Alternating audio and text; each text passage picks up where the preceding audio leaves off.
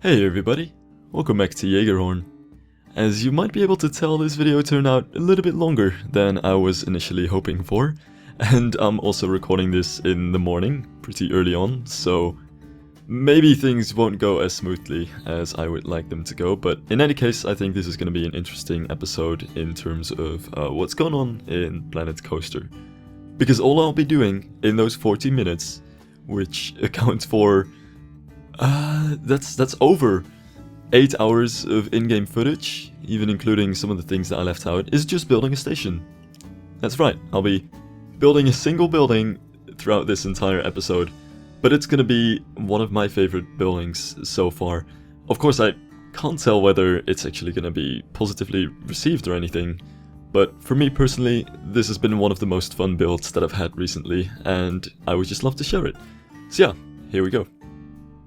So right here at the beginning of the time-lapse, I think you can already see why this building took such a long time to do. I tried to build this building with the in-game roofs at first, sort of doing a bit of a field test and seeing how I should sort of translate what I was thinking of into the game. And the in-game roofs just didn't really work for what I was looking for. So much of my work actually went into making custom roofs, some of these roof shingle roofs. And the reason that I wanted to make it custom is just because all of the curves and shapes of the roof structure that I had in mind for the building were pretty much impossible with the in-game roofs. And to be honest, there are quite a few other advantages of using these custom roofs as well. It just means you have much more control over the texture, the way it looks, the color that it has as well, since these shingles actually can go a tiny bit darker and more saturated, I think, than the in-game roofs, and even on a lighting level it works out quite well, since you can see there's a very slight height difference between each shingle. They're slightly rotated and overlapping each other as you would with real shingle roofs, which means that when the sun is on the other side of the roof, you can actually see those small shadows underneath the shingles, and you can see the very small lighting differences between the shingles, and that's a very subtle thing, but I think it makes the overall appearance of the roof and the way that it reacts to the lighting in-game a lot better. But most of all, it's not so much a texture reason as I really just wanted to have a very specific shape for the roof. It doesn't matter too much for the things that I'm working on at the moment, since these are just gables and just straight gabled roofs, which is something that is also just possible with the game itself. But most of these roofs will actually be hipped roofs, so they'll have this tiny cap on the side, sort of as you can see on the higher part of the roof right here. And there simply aren't really any great pieces to make hip roofs in the game, especially not on this scale. There are a few corner roof pieces, but they're much too large and either too steep or not steep enough to work for the thing that I'm going for here. And I'll also get into some spires and towers later on, so using the shingles to make the entire roof just means that the roof texture of the spires will actually match the roof texture of the roof. So yeah, that's all of my reasoning, and the actual building of the roof was an entirely different matter. I really thought at first that this was going to be somewhat easy, but I think I always just underestimates how difficult things become, and it wasn't so much that it was difficult to do. As you can see, I really just filled in the outline of the roof, which I'll get to in a minute, beforehand, so I didn't really have to figure out the exact placing of all the roofs, but it just takes quite a while to get all of these shingles in at the right places, make sure that they all have a similar overlap so it doesn't look like they're all stitched together awkwardly, and many of these corners on the outside of the roofs, but also on the inside over here, I had to be quite careful with because I didn't want them to intersect. That's actually another reason, partly, why I like to use these custom roofs, because it means that you can have full control over the shaping and you don't really have roofs sticking out in the interior of the building, and the interior can all just be fixed with a simple ceiling, and other than that, just look clean. So yeah, the outline of the building was a slightly different matter. That was one of the things that I didn't record, but that I'm still actually quite fussy about. It's the sort of general composition of the building that I really wanted to figure out before the time-lapse. I don't think it's something that's fun to watch in time-lapse, since the way that I do it, and the way that I like to do it, is to just place roofs and walls everywhere in a sort of composition that I think I might go for, and just take a bit of distance and look at it kind of as if you were looking at a painting from a distance, I suppose, and just keep working at that until I have a general shape that looks good. The building would still look terrible. It really looked horrible in my first sketches, since it's just the shape that I was going for, so the roofs and the walls and everything were very ugly, but at least it gave me an idea of what sort of composition I wanted to have for this building, which means that I don't have to do that part in the time-lapse anymore, and otherwise the time-lapse would become a whole lot of moving things and looking at the building as a whole, which doesn't really translate in a good time-lapse. So I actually really like to do these things beforehand. It's also a little bit embarrassing, I guess, in a way, to watch back those sort of time lapses, because even though I want to keep these time lapses as raw as possible, it's really a whole lot of making terrible looking things until you get somewhere where it really sort of clicks and you're happy with where it goes. So yeah, that's basically the point where I'm continuing this video. Now I need to catch up a bit again, since I'm falling behind on a 40-minute video, which is kind of ridiculous in and of itself.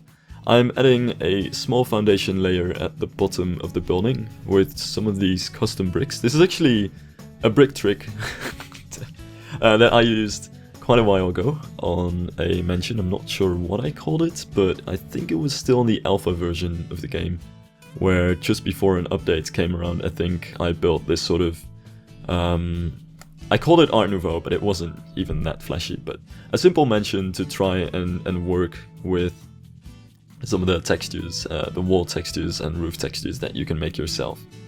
So I sort of brought that experiment back for the foundation of the building, which in terms of color and texture I'm actually quite happy with. It does bring that sort of castle slash mansion slash palace sort of vibe to it. It's very much a classical brick texture in that sense. And this is probably the part where the real style of the building will come out, and that's something that I actually wanted to talk about quite a bit, because this building is not just any Alpine style. I find it difficult to say that there's just a very generic Alpine style. It feels like there is one in theme parks. If you just have a lot of wood, large overhanging roofs with large eaves, and white stucco everywhere, you're getting somewhere toward a certain Alpine style in general, and I think that works fine. That's something that I also just like to do as well. But in this case, I wanted to go for a more distinct style, one that's not even that common, and really placed in a very small part of history, and right now isn't really a thing anymore, unless it's just revival, and that's the Swiss Chalet style. It's a sort of Alpine style, but it's much more highly decorated. It's most recognizable in this building probably by all of the carvings and eave decorations that I'll be placing, and one of those carvings is what I'm working on right now. If this were just a simple Alpine building, these would probably just be simple wooden posts without really any decorations, but since I'm trying to build in the Swiss Chalet style, these are some of the elements that I want to decorate most and get all of these carvings into, because that's what the style is really all about. And there were quite a few inspirations for this building, which I can probably talk about as well, since it's something that I still feel I'm sort of lacking in my videos. So most of the inspirations, of course, were Swiss Chalet style buildings. Some of them were even in Switzerland, although the style was sort of spread around Europe as a whole in the 1900s. Lots of Swiss Chalet style buildings in Germany. Also in the Netherlands there are quite a lot. Funnily enough, I think that Baron 1898 actually has a station with some slight Swiss Chalet style influences. If you look at the front facade of the entrance of the queue, you can actually see those gable decorations that you would see in Swiss Chalet style buildings. That's quite interesting. There's also some Scandinavian Swiss Chalet style, but that's slightly different. think they also call it the dragon style. It's with all of these large wooden decorations on the roofs, for instance. But yeah, I'm basically just following the Swiss style here.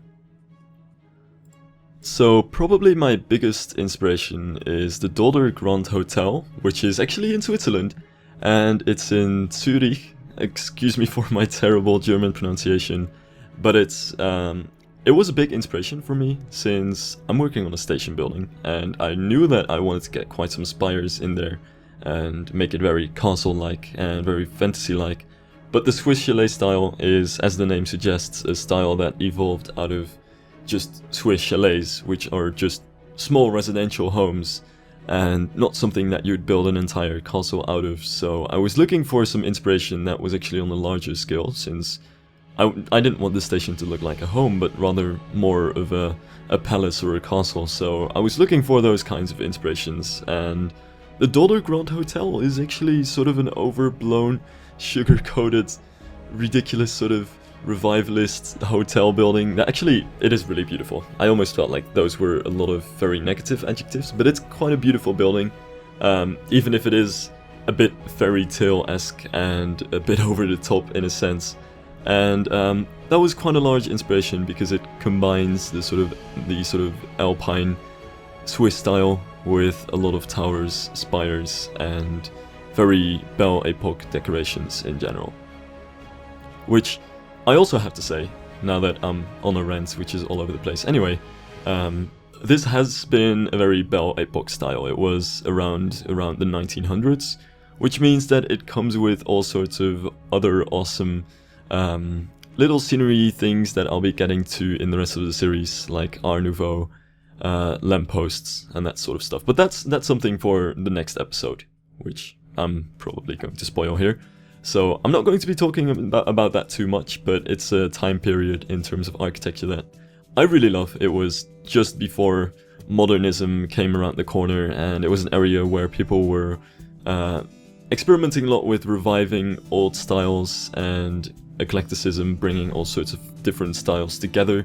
It was before everything sort of became very modern and very simple. Not to say simple, but minimalist, which is something that I like as well, but especially when I'm in theme parks, I just prefer to have traditional architecture and sort of the golden age idea that you otherwise don't really see anywhere. I might be a bit of an architecture revivalist, although I also just like modern buildings as well. Anyway, that's a conversation that I don't want to go into too much. It's just a time period that I love, with a lot of architectural styles that I really love, and a lot of general... It's just interesting to play around with. It's something that just sort of steals from other time periods. It's not so much its own style, but it's a lot of revival. Now, anyway, another building that I was very inspired by that more reflects the color scheme that I went for is a building in, and I think this is Germany, although I don't want to be wrong about this. It's in St. Blasin, which is a building where there is a building called Kaufhaus Weissenberger. Or at least there used to be. It now has a different name, but it's a building that also was a bit of an inspiration because it has these very typical Swiss style gable roofs with decorations and a nice little tower on the top of the building. And those are basically two buildings that combined make up a lot of the inspiration for this building. I actually collected a whole lot of pictures of Swiss chalet style buildings that also were much of an influence in this build, but I think that those two were really the two that you can most easily find in this building, even though I didn't directly take any elements from it. Especially, they were used to get certain directions, like what kind of color scheme should I use, what kind of gable decorations can you use in certain places.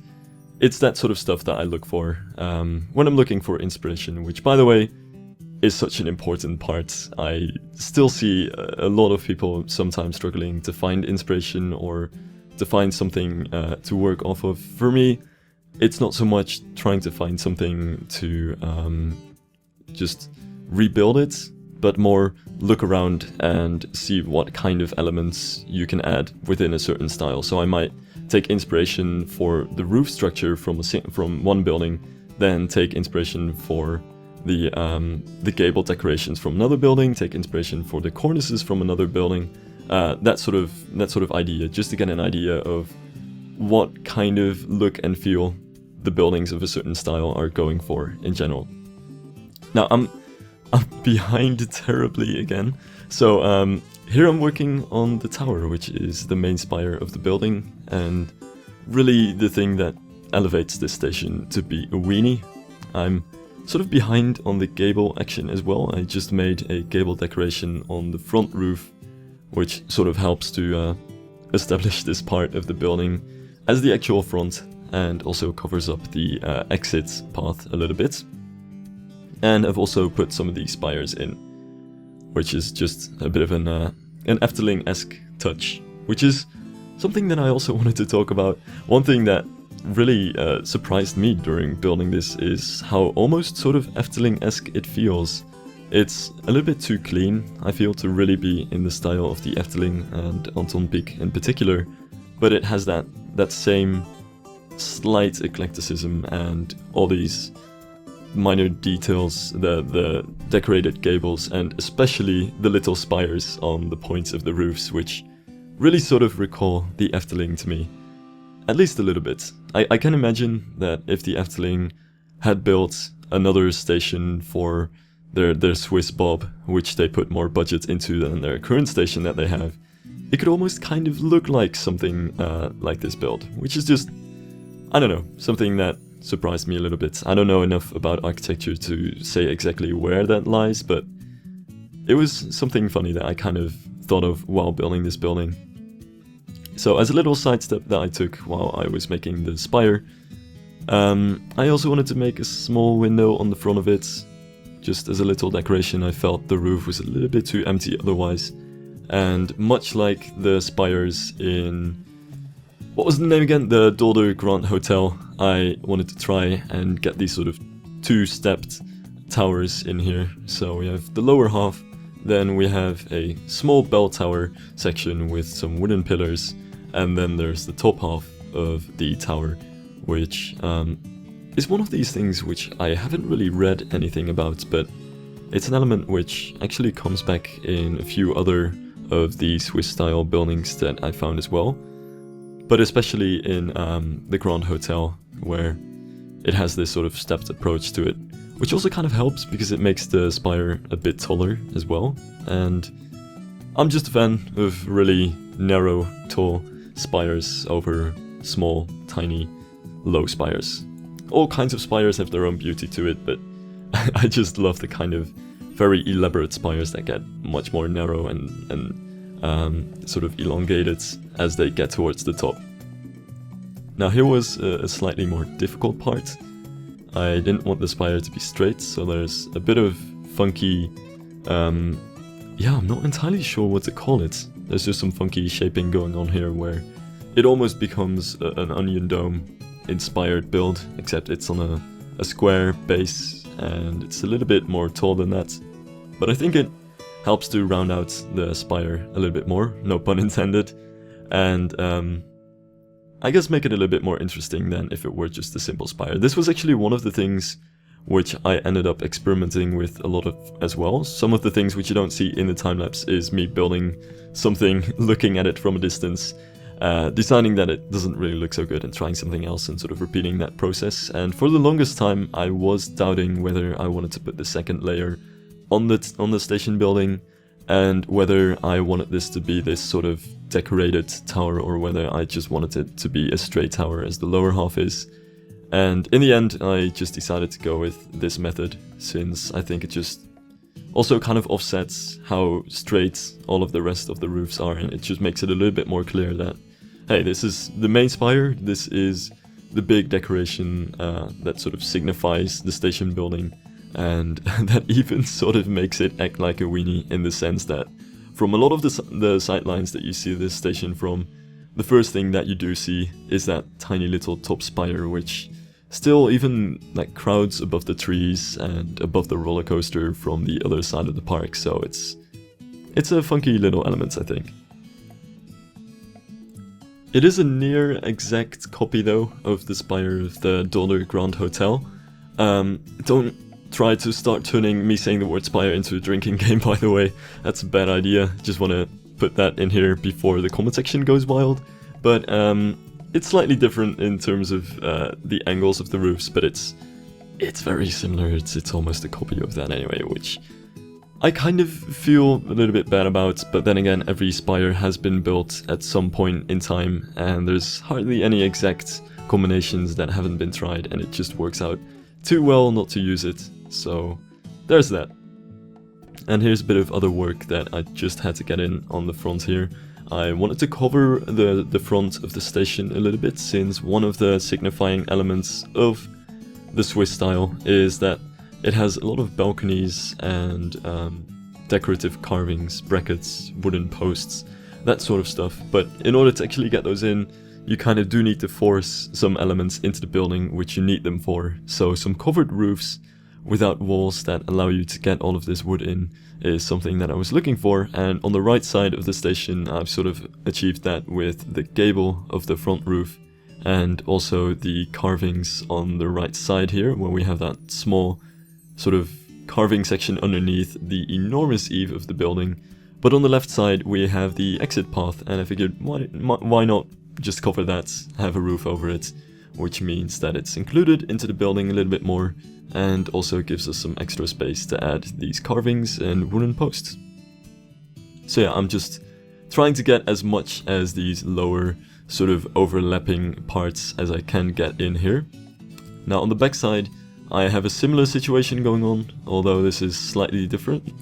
There's a sort of, yeah, I wouldn't exactly call it a cattle pen, since it's super small and the roof doesn't actually cover the cattle pen, so I'm not sure that analogy actually works, but there's a sort of small entrance queue line little covering of the roof over here. The issue was that I wanted to make the station look good from pretty much every angle, and I'm not sure whether I succeeded with it, although I'm pretty happy with it in the end. One of the major issues that I found was that the backside still was a little bit more neglected when compared to the front side of the station. So I wanted to put something in here to decorate this side of the station a little bit more and make the entrance of the queue into the station a little bit better. And I figured one of these lower sections that's sort of attached to the building but not really structurally part of the building itself could work quite well for it. It's really one of these sort of Victorian galleries, which this is inspired by. And yeah, that's basically it. It's very similar to the rest of the building in terms of the way that everything is decorated. I really just took a lot of the same posts and spire decorations, although it does have a slightly different roof and I won't be putting it on the exact same foundation as the rest of the building. So it's just a part that sort of juts out and covers the queue for a little bit. Now skipping ahead again a bit, I shaped out a spire on the side here. I was also not sure for quite a while what sort of shape I wanted to have for this spire, but in the end I went for a very simple, straightforward spire. And if there's any sort of tip that I can get out of it for this video, it's that as a general rule of thumb, what I like to follow is that my biggest and most important sort of attention drawing parts of the building is also where I wanted to have the most interesting roof structures and the highest amount of detail, and some of the other points which I don't want as much of the attention going are a little bit more simple. So this is the lower tower of the building. It's sort of on the other side to balance out the other tower, if you will, and also put a tower facing the other side of the station, which would hopefully make the backside of the station a little bit nicer as well. But since I didn't want the focus to be on this tower, it's a bit more simple, and it's just a straightforward, yeah, it's pretty much just a straightforward, simple Alpine spire, which, I do have to say, just getting this in very quickly, some of my inspiration is from an unlikely source. I'm not even sure if I would call it even inspiration at this point anymore, it's more sort of research. Is actually coming from the place of Rollercoaster Tycoon 3, one of my favorite custom scenery sets ever in Rollercoaster Tycoon 3, and one of the sets which probably most Roller Coaster Tycoon 3 players remember is Alpine Village by Shy Guy, which has a lot of different sets and a lot of different alpine structures in it. And even though it was really just meant to be used in Roller Coaster Tycoon 3 as a custom scenery pack which allows you to build in a style which the game itself doesn't have, it really for me also became a sort of way to almost make building alpine style buildings in theme parks a natural thing, since all of the gable styles, the spire styles, the roof styles have sort of become natural out of that custom scenery sets, and this spire in particular looks almost exactly like one of the spires in Alpine Village. I can't remember exactly which set of the 7 it was, but yeah, it's a funny sense, I guess, of getting inspiration from it. And I'm sure some players of Roller Coaster Tycoon 3 might recognize it. If you didn't play it though, I wouldn't really recommend doing it in hindsight, since it's now become terribly aged if you compare it to Planet Coaster in terms of lighting and user-friendliness and pretty much everything. But there was a lot of scenery to be played around with in the game, and I think it's actually sort of a good guide and a good source of inspiration to look back at if you've got nothing else. Sometimes I can even just look at Roller Coaster Tycoon 3 builds to get more inspiration for Planet Coaster. I guess in a sort of cliche way, it doesn't really matter in what sort of game you build what you build, as long as you can like see the creativity in it. Doesn't really matter. But yeah, basically that was my little thing about Roller Coaster Tycoon 3. I'll try not to talk about it anymore for an upcoming few episodes of Planet Coaster, because I know I talk about the game way too much. Going forward into the back of the station, here I'm pretty much just following the same details as the front of the station, trying to fill it all in nicely and neatly. I'll be getting back to that a little bit, but the nice thing is that I can actually just take the things that I did at the front side of the station and copy them over to the back, which is maybe a little bit cheap. It was really the easiest way for me to do it, but I think it also just kind of works out. I think the way that this gable works out combined with the other gable is kind of interesting. Oh, and something that I just realized, which I'm not sure if I ever talked about this, but apparently it's illegal in Switzerland to have completely flat roofs.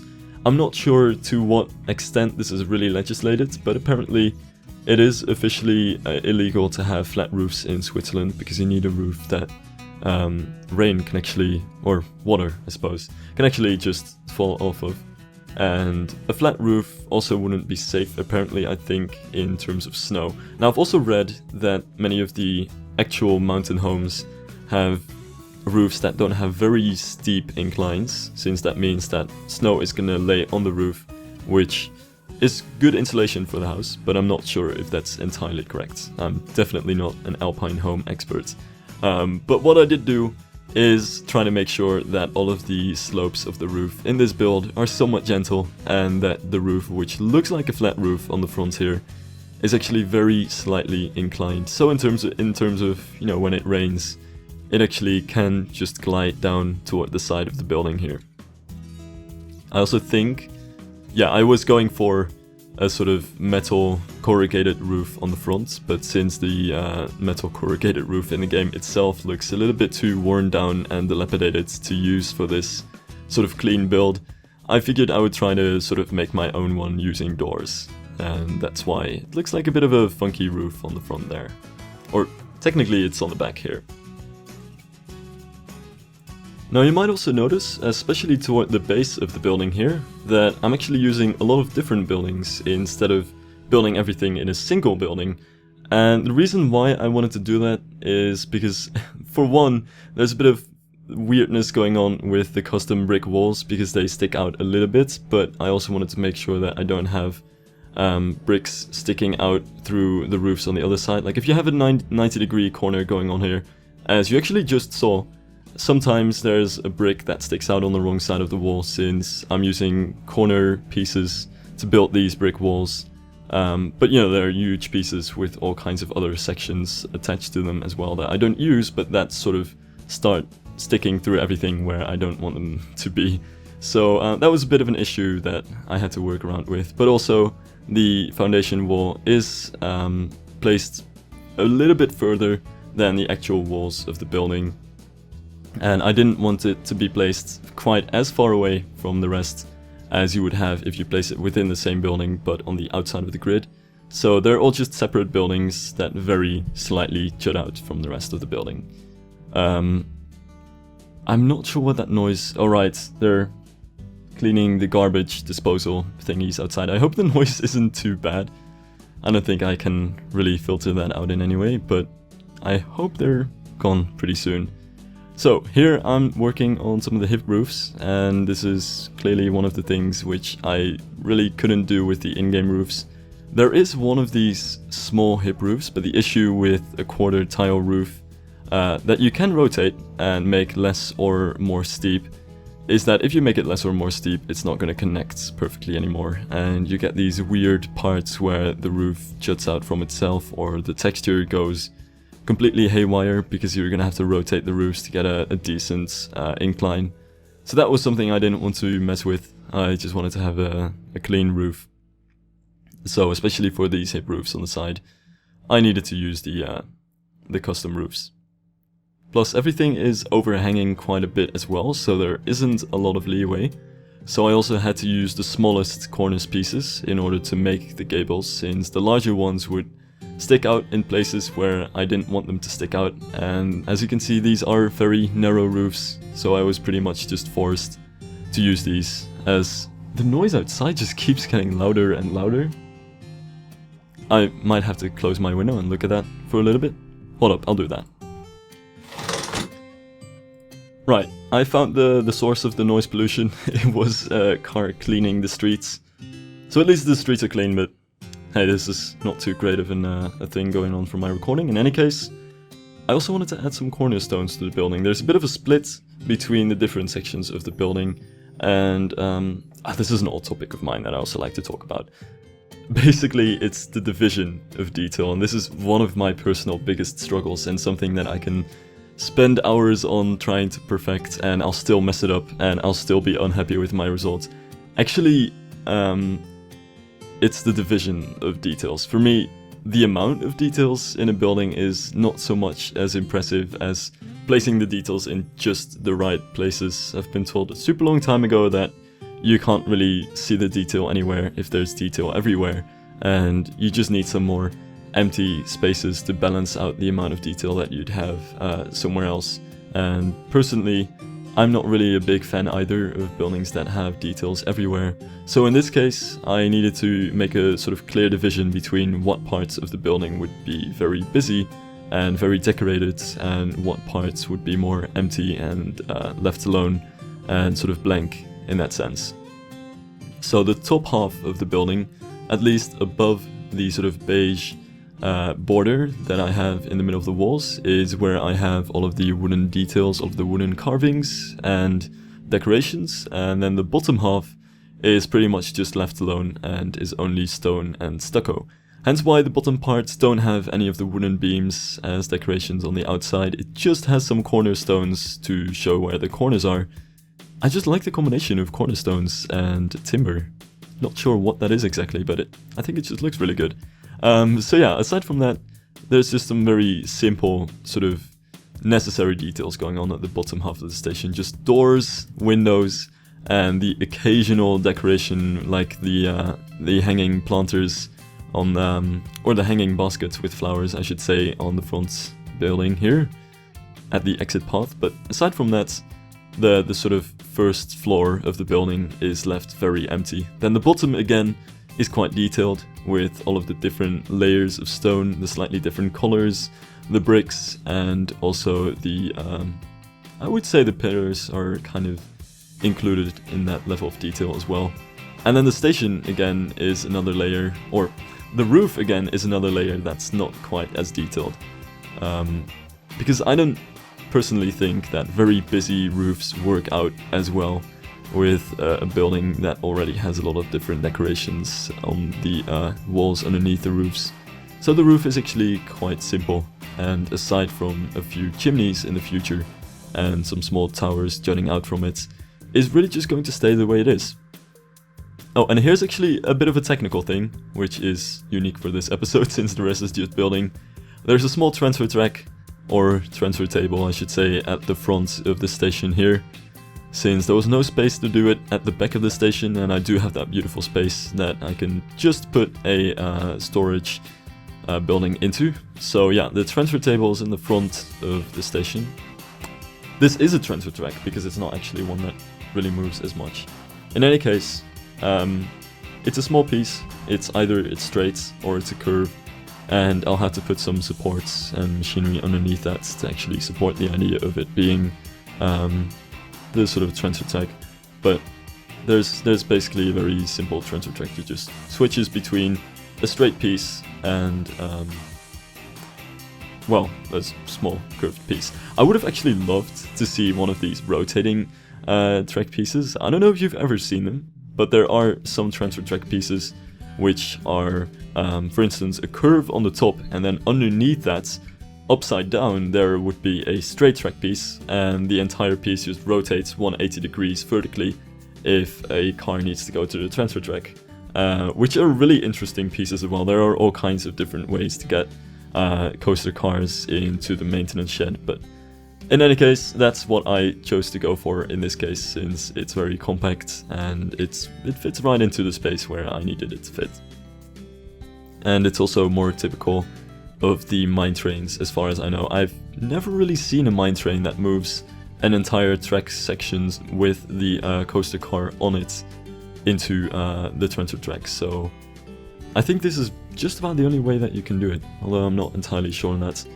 Anyway, I wanted to build a quick custom tree over here. I was really unsure for quite a while what sort of support I wanted for the tree, since I needed something that was very narrow, very small, but also looked like it's actually a stem for a small tree, a sort of young sapling, if you will.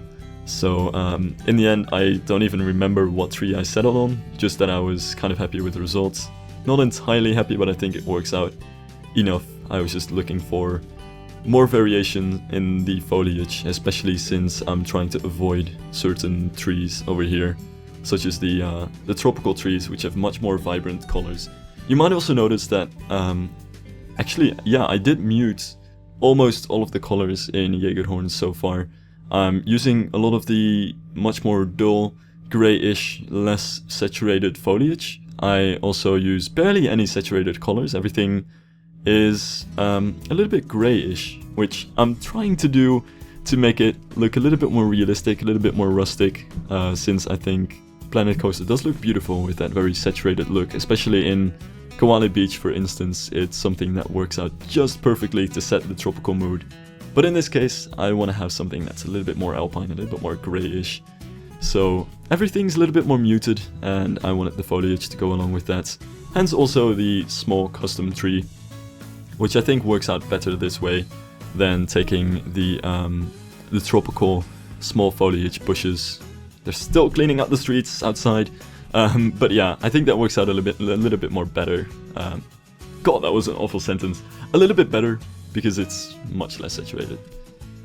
And to catch up a little bit again, I'm working on a small chimney here, which I wanted to decorate as well, since everything about the building just has to be decorated. And there's a small cover over it as well, which I'm not entirely sure how common it is to see covers like that. These sort of covered chimneys are quite typical for Alpine buildings, I believe, but I didn't precisely base this on anything, so I'm not sure how accurate it really is, but I'm quite happy with how it works out. It's just a simple thing. One of the things which I just like most about this building, and this is in no way to brag or anything, and that's also why I'm sort of placing this at the end of the episode, because I felt it would be kind of bad to start off with it, but one of the things which I'm most happy about with this building is the fact that I loved building it, and it's one of these buildings where during the time that I was building it, I just constantly had to stop the time lapse to look at it and just enjoy taking in the view. And to be honest, that's something which I don't really feel that often. Usually when I build things, it's just kind of, it's a bit therapeutic, but it's never the sense that I really get a rush out of how well everything is going and how much I like it. It's a super rare thing for me to really like the stuff that I'm doing, and in this build I was just really enjoying it. Hence also why this episode might be over 40 minutes long, because I wanted to finish the station within this one episode and I just couldn't stop, and it was just too much fun to do it. And to be honest, that's still for me one of the things that motivates me most. I've actually been talking about this with Rudy today, and I actually feel that as much as it is great to have this community around Planet Coaster, and as much as it is also motivating to have a lot of people watching your creations, because quite honestly, that's sort of what it's about, and that's why I also think it's always important to watch the creations of other people as well and just help each other out. One of, personally, pretty much my biggest motivation is just the feeling you get when you're building something and it just works out. And this is something that I don't feel that often, and I guess that's a bit of a motivator as well, because I know that feeling when you don't have it for such a long time and everything you build just doesn't seem to work out as well, and you're not really inspired to do anything new. But sometimes I just get into this mood of I want to get things done, and I have this thing in mind and it just works out when I try to build it. And even though it's rare, I think it's all worth it, and it's an awesome feeling to have, and the most motivating thing, because it's such an intrinsic thing. You're building just for the feeling that you get when you're building, and not any external other motivator. And really that's why I've been so happy with this build, and why this is probably my favorite building that I've ever made in Planet Coaster. And I know that's a super big thing to say, but it's one of the buildings that I enjoyed building most, and one of the buildings that I can look back at most and just take in the view. And I'm not entirely sure why I'm saying this, or what exactly, as a viewer, you can get out of this. But I find that a lot of people are sometimes stuck, not even just with the game, but with themselves as well, and stuck not really wanting to play the game and not feeling inspired.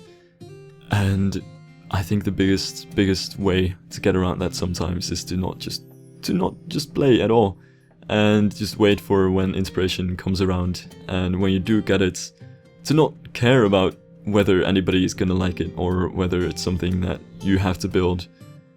It's such a really great feeling to be building something and just be happy with what you're building while you're building it, even though it's so rare. For me at least. And it's a weird thing to explain as well if you've never really felt that way. It's such a strange thing, because it's a creative game, and creative gaming, and why exactly it is so motivating, especially in a game which is barely even a game like this anymore. It's almost like painting or making music, really. So yeah, that was my weird little talk about that. I'm just finishing up the station over here with a few more things that I did want to say.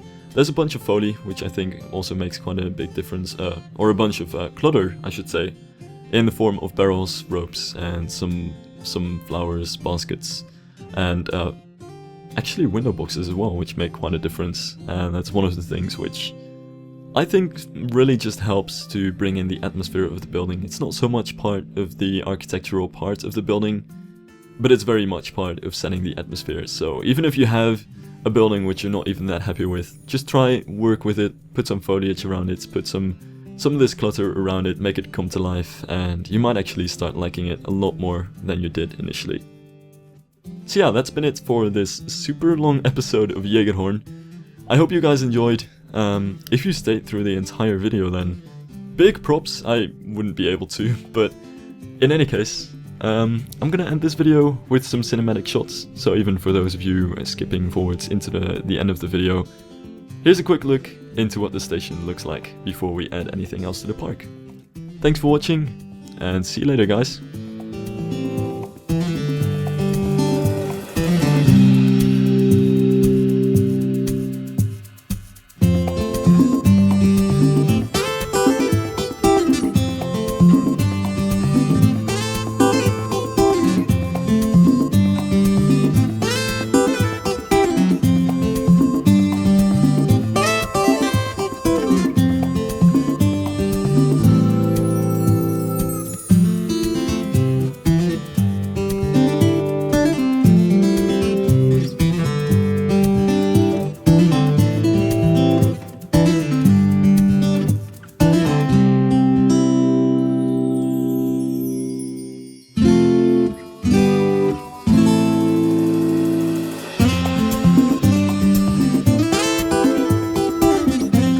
bye.